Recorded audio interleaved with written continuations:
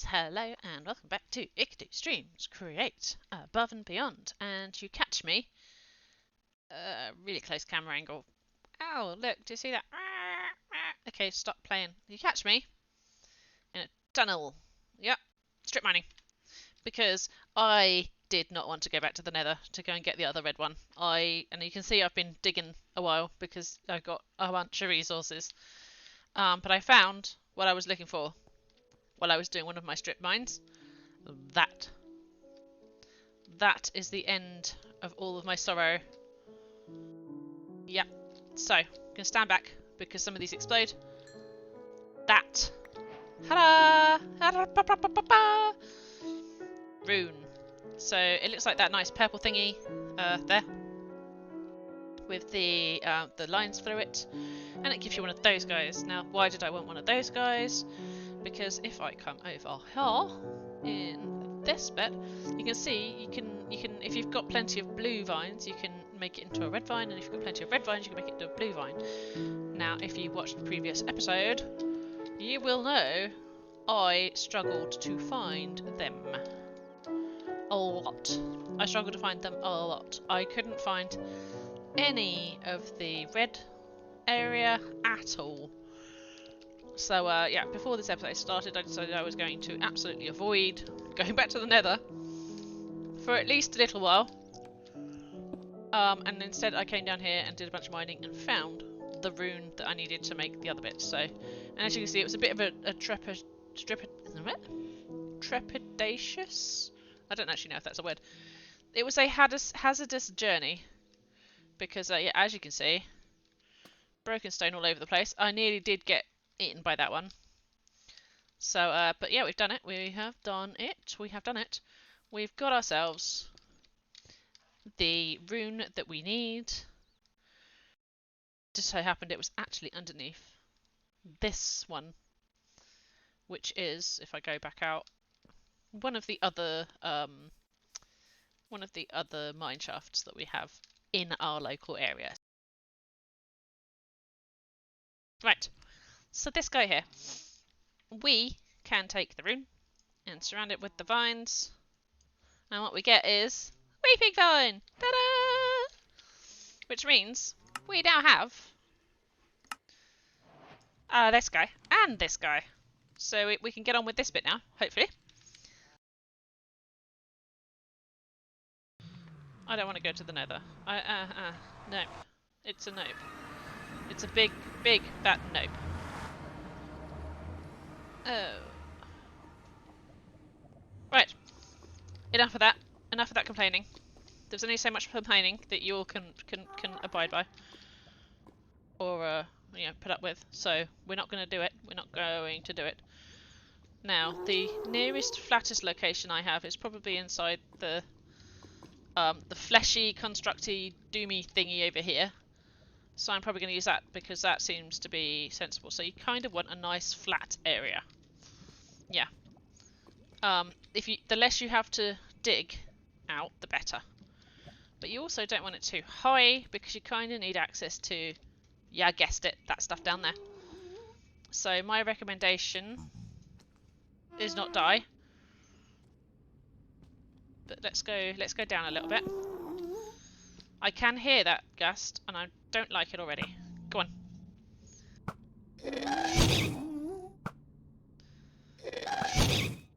Oh, wretched thing. Too far away. It's too far away. I can't quite reach it. Oh, ooh. Madden!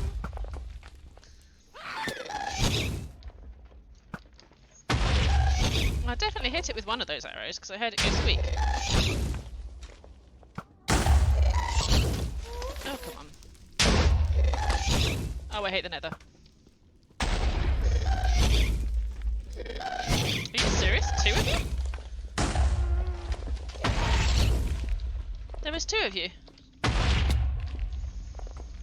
Yikes.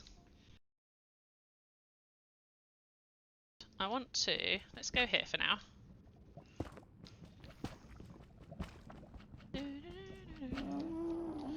So you want to have some... paranoid. You want to have some nether blocks down and up. And you'll see why in a second. Right? Cool. So, with the twisty vines, we're going to grow them upwards. Right? And with the weepy vine, we only have one right now. Going to grow downwards. Right? Right. Cool. Let's quickly bone meal that so we can get some more. Apparently we only got one more. Really?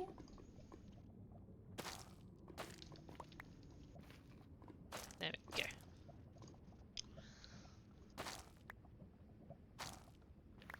That's a bit better, isn't it? Now we're cooking. So we're going to make this a bit bigger later, but for now that'll do. Alright? Alright. So, we have got now the basis of the first machine we're going to build down here. Yeah, that. Now, as per the instruction earlier, hang on, let me pop a torch in here and stand inside this little hole because that seems to be kind of safer. Because she can't see through things here. So, as the instructions say in the book, the double decker. Yeah, so you can harvest the vines that grow upwards and the vines that grow downwards at the same time. You only need one machine, and that's going to be this guy here. Okay, so we've got the setting. We now just need to get things moving. So let's bring this back underneath the safer area for now. Underneath our little handy tube of safety. Yeah, wait, don't put your arrows in there. There we go. Right, so these, probably that. Didn't bring the, I've forgotten something already. Doodah. Never mind. Okay, so I want, so, oh, windmill bearing, where are you? There you are. Because I want you to grow.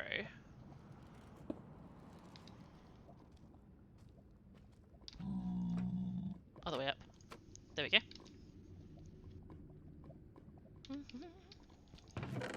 I don't actually think we needed the mechanical bearing. I might be wrong. But I don't actually think we needed the mechanical bearing. Yeah.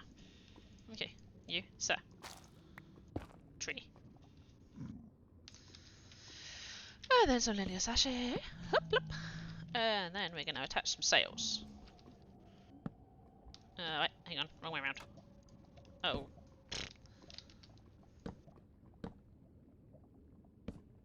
And remember, they need 8 to be activated. 3, 6. Technically 9. I wonder if I can get that connected. Hang on. Right. Oh, I suppose that does work. Right. Lovely. Although I did forget the super glue, which is going to be needed. So, glue. Because I want to glue that to that. To not quite. No.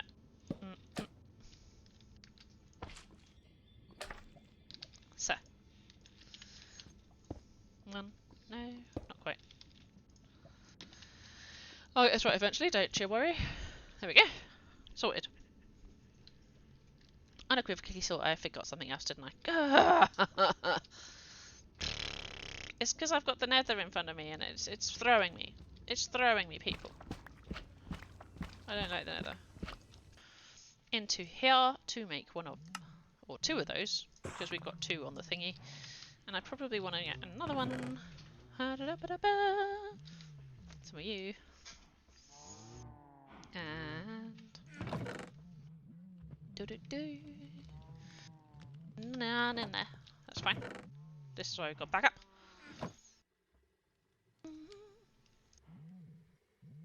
I'm with you. And you. There we go. Lovely. There. And 2 with you. Right, so we've made 2 mechanical harvesters and the portable storage interface. That is what's required to make all of this work. Ignore all of the piggy doos. Yeah, hi piggy dudes. You all are going to get in the way of my factory, I know you are. It's fine. Okay. Right, glue. And box. Okay. So, we've got the basic structure now, right? So you've got the windmill bearing and the sails. You've also got the linear sashi attached. All we need to do now is... I should reckon, if we... Which way round does this turn again? Okay, so it turns this way round. So we want to have the harvesters on this side. So let's hop. And hop. I heard something fall and get hurt. Huh. Probably doesn't matter. Right, so that's working like that. See? Beautiful. Beautiful. All we're going to do now is we're going to take some more glue because we want it to collect as it's going around. So we attach a chest to it all. And we're going to go glue again. And we're going to attach one of the portable storage interfaces to the front of that. Like so. Okay? So, quite a nice little compact farm area. I think you'll agree. I might move those blocks up one so that the red has further to grow, because right now I think it's probably not growing because it's got no space below it. But it's now growing, it's now doing a thing. So if we right click on that, you'll see now the whole thing, the whole contraption starts going. Beautiful. Look at that. Now it's not the fastest thing in the world. And it's the same idea, basically speaking, it's the same idea as the kelp farm. As it spins around, it will slowly start gathering those bits which grow far enough, and because it's now moving, things should grow into its path, so it will be able to harvest them. And then we can do something with the vine once it has harvested it. Yeah. Lovely. So let's prove a point, because you know we love doing that. So if I make that bigger, the sail should pass right through it. But when the combine harvester part gets there, which might take a mo. Ah, so typical, it's missed that one, hasn't it? Oh. Because they go in a circle. Cheat! Hang on. Cheating now. Hang on.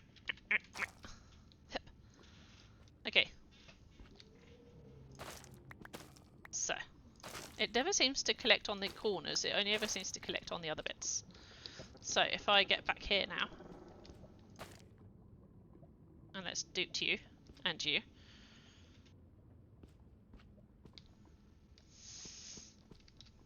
There we go. As it comes round now, it should cut down that vine.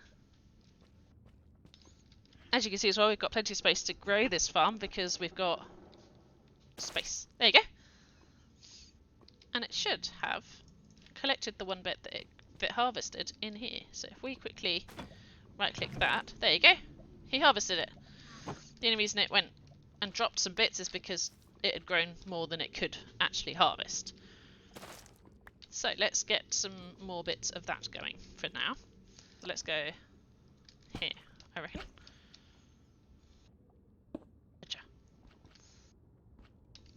Or do we need to... we might need to offset it, to be fair. Because I've got the box on the back of the contraption this time. But let's see what it does. Let's see what it does. For now I'm just hand collecting some of these so that I can restock and have the rest of it growing, because any box that right now is empty just needs filling. I do love the sound. Not gonna lie, that sound is really, really impressive.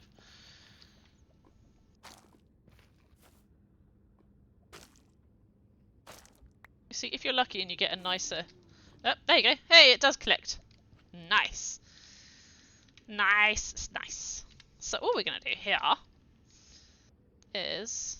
I'm going to pop a box here. On top of that box, I'm going to put a chute. Like so. And on the outside of the portable interface, I'm going to put one of those. So, as it comes around and connects again, what it'll do is it'll take stuff from there, move it through the funnel, chuck it into the funnel, and chuck it in there. So you'll end up with a nice heavy storage of vines and stuff for when we do the next bit.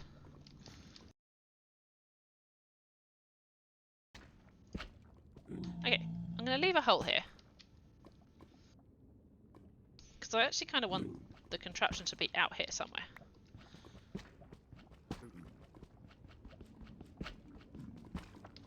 Probably. Yeah, there we go. That seems sensible, doesn't it? Yep. Does that go down to lava too? Yes, it does. Yeah, it certainly makes you feel a little bit less safe, doesn't it? Right. Awesome. Okay, so what we're going to do, I'm going to place a block or two there. Get worried about the fact that I'm stood right next to lava. Again. Take the hose pulley. And right click that. Wrong way round, probably. Because I kind of want it to go... Let's try that. So. Let's try it like this. Hang on. Not quite. Maybe I need to connect it from the other side. Hang on. That's better. That's better. Right, so I want this hole here. Okay, so you want that there facing this direction. Right? Because then we're going to do that and bring it in. Right? That's why I have this hole here, so I can bring the pipe in. Okay? And what we're going to do is we're going to have a nice, lovely... that for now, I think, probably. Yeah, let's boost some of those up, actually. There we go, that'll do. Getting the most amount of space out of our money then. We've got 24 buckets worth of space for the eventual lava coming in. Okay? Right. So this is how you get to see the hose pulley actually working. I didn't expect it to... Like, when I made the water things, I actually expected to be using this when I made the water things. Okay? But in the end, actually, what we made worked without it. So, this is the hose pulley. This is basically what you would have got on that episode, right? This is the hose pulley. This side, if you recall, has the hole, okay? So that is the hole which liquids are going to travel through, okay? Cool. So that's that. On the other side, you have a little nugget there, which I'm sure you know by now, is the place to connect any machines, okay? So like that. That works for now, okay? What we're going to do now... Again, the falling pig scared me. What we're going to do now is if I come... This would have been easier with the water, but fine. So if I remove that block as well there. Right, if I twist this... so, there we go. Twist it one way or the other way. If it's not moving, twist it the other way. As you see. So shift and right click. And you can see this tube comes out, okay? That tube wants to be in lava. So my recommendation is take it down as far as it can almost go, okay? And the reason the farthest you can sort of go is because you want this to be an infinite source, okay? You want this to be kind of sucking up all of this lava and not running out. It won't burn. It may look like it will, but it's not going to burn. I say, with some mediocre confidence. That's a very deep path of... Either way. Right, so that's now all connected up, okay? And if we make a happy chappy window, you can see, it's just not moving anything yet. I need it to move stuff, so what we're gonna do is we're gonna nab that, and I'm going to make the infamous twiddly one there, like that, with the cogwheel and the fluid pipe to make the mechanical pump. We don't need it clever.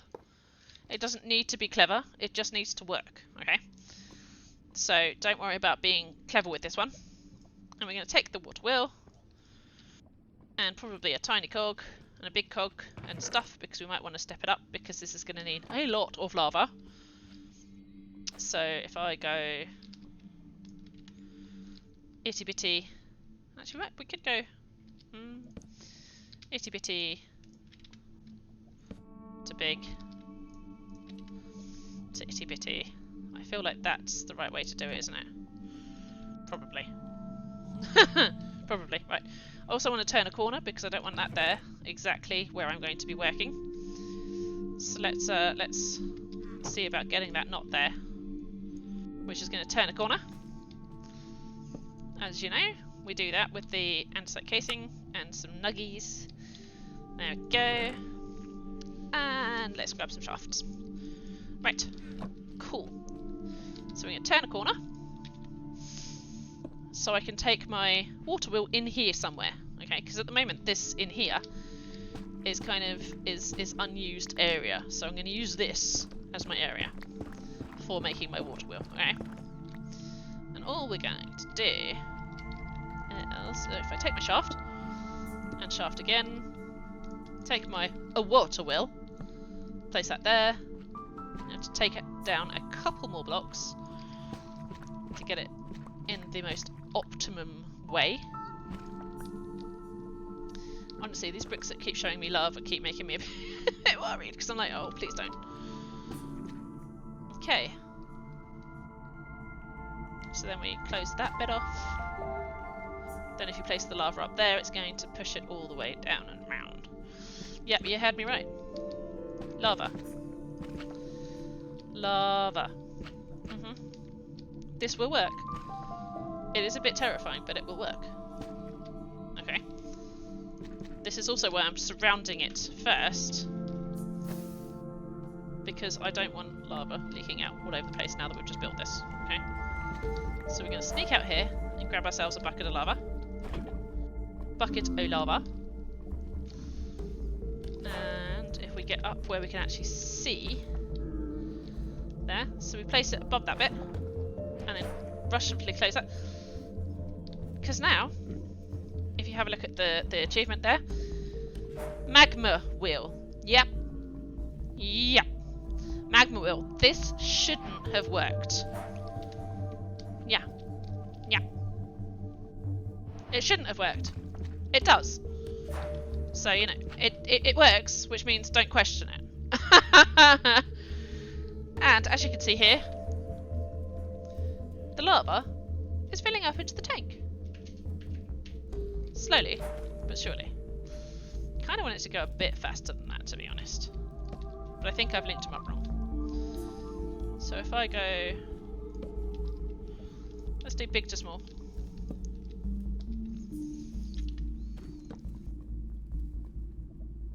Did that feel like it got slower? Yeah, that did feel like it got slower, didn't it? To small. A big.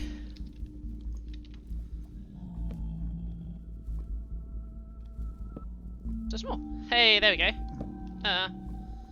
Other way around. There we go. That's moving a bit faster now. You're getting 256, which means it should be able to keep up with any demand now that I ask of it. Because we're going to need a lot of lava. A lotta. Okay? There's going to be a requirement for an awful lot of lava. Okay? So you want this genuinely going as fast as possible. Now, it does mean that you can't really use it as a source for powering anything else. You are going to have to make another power wheel. But it's worth it, because if you recall, if I quickly finish digging these out of the way, just as we start to space ourselves out a little bit better in here. Right, there we go. Grab those out. So if you recall from the guide over here, right, you have those two, which then come over here to be turned into the soul liquid, right, which is this. So vines into a basin with a blaze turn into liquid soul, right? Cool. Once you've done that bit, wrong button. You then have to take that and do some more stuff with it. So you need to do the heated treatment. So over here, this is why we needed a lot of lava, okay? You take the liquid soul and the precision mechanism from chapter 2, which I'm going to have to make some more between the episodes, but that's fine, I can do that. Take the precision mechanism from chapter 2 and you squidge some liquid soul on it, half a bucket to be exact, and then you splidge one bucket of lava, another bucket of lava, and another bucket of lava. So that's 3 buckets of lava per infernal mechanism. And in order to make the infernal machine, you need 8 of these. So, maths, okay, maths, that's 8 times 3. 40 something probably. 24. My husband, who is amazing at maths, just told me. All of the credit there to my husband and not me, okay? So you're going to need a lot of lava. Is a burner. So this guy here. So I'm going to do the W because it's fun and this one's a bit more unusual. Blaze burners. So this is what provides heat to the basin as you're doing it in the procession of things. You need to feed it wood or coal or charcoal, whatever that will burn. So if the normal thing you would put in your furnace, feed it to that guy, and he will heat. He will introduce the heat element to the the conveyor belt as and when you need it. And yes, you can use a grabby hand or a deployer to feed the guy automatically. And they generally, I believe this one is better, the hand one, because it will wait until the blaze is finished. This one just keeps going, just keeps shoving stuff into the blaze, so it's a bit more wasteful. But let us see. So we need to make one of these. And it's really, really quite cheap. As you can see, some iron bars, some iron sheets makes you an empty blaze burner. Because if you think for a second that the game's actually going to give you something for free, you've got to be joking. Yaha, you've got to be joking. Now we're going to make a couple of these because I don't ever want to go back and ever have to get some more of these guys. So, you know, that's a thing. Now what we need to do, she says, now what we need to do is find ourselves a blaze spawner. Because then we can just right click on it and gather as many blazes as we need without dying. Without dying, preferably. Preferably. Right. Okay, so it's not through that way. Ah, that does open up to something though. Apparently it opens up to a broken path. And lava. Lovely. Lovely. Okay, well that was definitely not the way I want to go. Fine. Oh look! Nope! Nope! No. No! Right. We have found the target. Okay? Be very, very quiet. We are hunting wabbits. Okay? That guy. Yeah? So what we're going to do, and this might be a bad idea, we're going to run at it and try and right click to get him in the empty blaze burner. Okay? So let's sneak very, very quietly. Now, run, run, run, run, run, run, run, run, run, run, run, run, run. Be running, be running, be running. Ignore the fact that we're on fire. Right click. Yay! Okay, we're going to get ourselves back to safety. Or safer. And, ta-da! There he goes. There he is. And we even got some achievements. Oh, apparently we got 2 achievements with the magma wheel. We got the draining the planet's core. Pump a body of lava large enough to be considered infinite. Nice. But there is another achievement. Let's see if we can find it. Not Tinker's create. That one. Which is to shove a blaze in a thing. There. Oh my god, there's so many of them.